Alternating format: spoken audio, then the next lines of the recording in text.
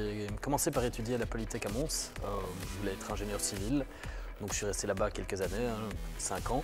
Et puis j'ai eu une première expérience professionnelle chez Alstom, basée sur mon diplôme en ingénieur en électricité. Et puis après 2 ans, j'ai senti l'envie de bouger, d'aller vers la capitale, et donc je suis arrivé ici chez Proximus. On est parti d'un constat très simple, c'est qu'il y avait une multitude d'applications aujourd'hui disponibles sur les différents App Store, que ce soit Android, Apple, et que peu de personnes finalement connaissaient ces applications. Et donc c'était un double problème. À la fois, les gens ne savent pas trop quelles applications ils peuvent télécharger, comment les utiliser, mais les applications elles-mêmes, finalement, ne demandent qu'une chose, c'est qu'on les utilise, c'est qu'elles puissent prouver qu'elles apportent de la valeur au client final. Et donc l'idée, c'était de voir comment on pouvait créer un lien entre les deux mondes, entre le monde des applications et le monde des clients finaux.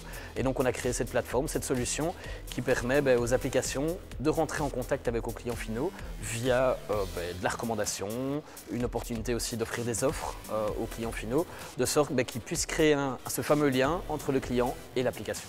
Le principe, c'est qu'aujourd'hui, on constate qu'un utilisateur a entre 6 et 7 applications qu'il utilise de manière quotidienne et que ce sont des applications les plus connues, des choses qui finalement existent déjà sur les PC traditionnels et qu'il y a une multitude d'applications qui peuvent les aider au jour le jour, qui leur apportent des services dans la vie de tous les jours, que ce soit pour les trajets en train, que ce soit pour faire des transactions bancaires, que ce soit simplement pour s'organiser dans sa vie de tous les jours, et toutes ces applications sont inconnues. Et donc l'idée, c'est de créer ce lien entre ces applications inconnues et les besoins des utilisateurs. Si on a créé un lien entre l'application et le client, malgré tout, il reste des barrières. C'est-à-dire que le client se rend compte que c'est peut-être un service pour lui, mais il a encore cette barrière de se dire est-ce que je veux vraiment payer pour l'Internet mobile qui est associé à ce service.